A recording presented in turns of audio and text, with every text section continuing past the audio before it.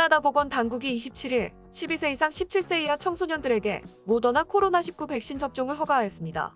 그동안 청소년들은 화이자, 백신 접종만 가능했는데요.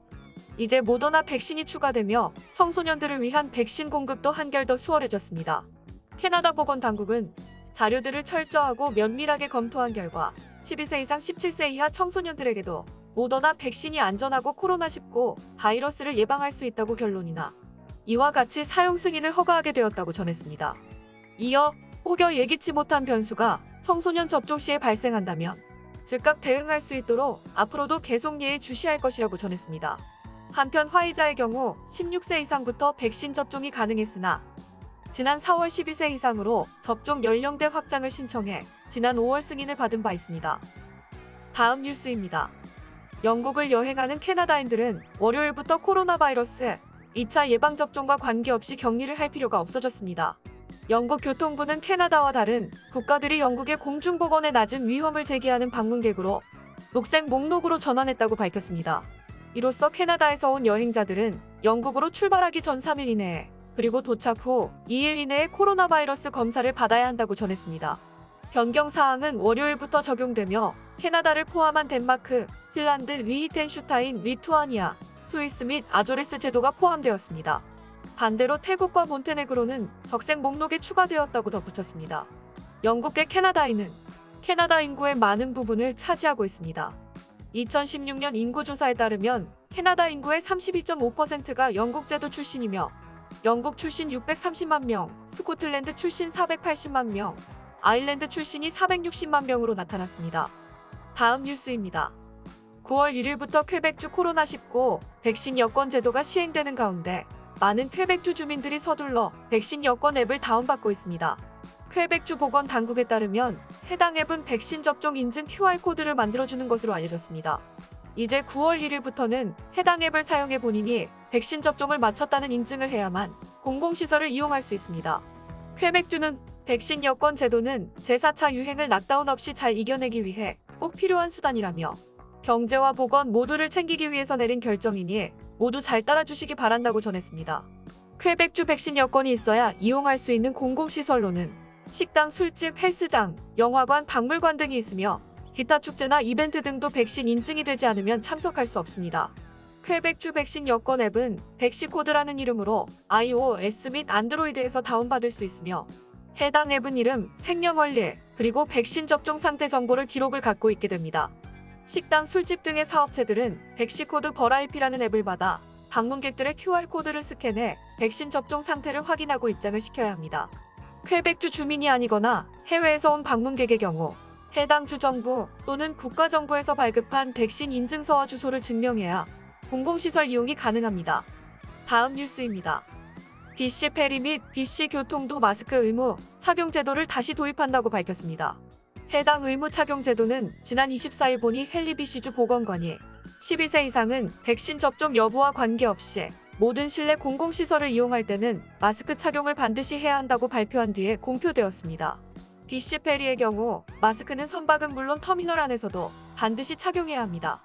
단 승객이 차량 안에 있거나 식사를 하거나 음료수를 지정된 장소에서 먹을 때는 예외입니다. 기저질환이 있거나 장애가 있어 마스크를 착용하기가 어려운 승객의 경우 역시 마스크 착용이 면제됩니다. 단 이 경우에는 의료 소견서를 갖고 있어야 합니다. BC교통 역시 저희의 목표는 승객과 운전기사분들에게 편안하고 안전한 환경을 제공하는 것이라며 이를 위해서는 버스 정류장 및 버스 내 마스크 착용이 필수라고 전했습니다. 이어 버스 정류장과 버스 소독 강화, 운전기사 보호벽 등 추가적인 방역 조치 역시 계속해서 유지할 것이라 덧붙였습니다. BC페리와 BC교통은 지난해 8월 마스크 의무 착용 제도를 도입한 뒤 지난 7월 1일 BC주가 BC주 정상화 계획 3단계에 들어가며 해당 제도를 해제한 바 있습니다. 다음 뉴스입니다.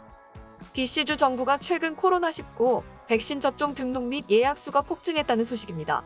또 이번 등록 및 예약의 대부분이 40대 이하인 것으로 드러났습니다. BC주 보건부는 23일 8,909명이 등록, 7,347명이 백신 예방접종을 예약하였다며 이는 지지난 월요일과 비교했을 때 일일 등록수는 174.8%, 일일 접종 예약수는 88.6%나 상승한 수치라고 전했습니다. 24일 역시 1만 175명이 새로 등록, 9,486명이 접종 예약을 마쳤습니다.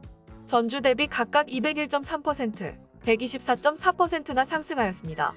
에드리안 딕스 BC주 보건부 장관은 지난 이틀간 12,904명의 40대 이하가 백신 접종 등록을 마쳤고 11,301명의 40대 이하가 접종 예약을 했다며 매우 긍정적인 소식이지만 아직도 갈 길이 멀었다고 전했습니다.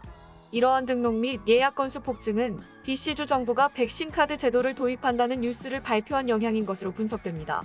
9월 13일부터 BC주는 백신 카드 제도를 도입하며 9월 13일까지는 1차 접종을 맞은 사람들도 백신 혜택을 받을 수 있으나 10월 24일부터는 백신 접종 완료자들만 혜택을 받을 수 있습니다.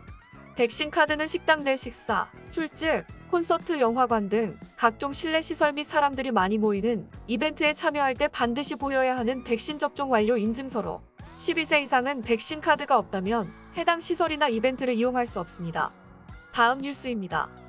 에글링턴 애비뉴를 따라 열차가 지나가는 모습을 보고 놀라실 수도 있을 것 같습니다. 메트로링스는 앞으로 몇 주에 걸쳐 크로스타운 경전철 차량 운행 점검을 할 것이라고 밝혔습니다.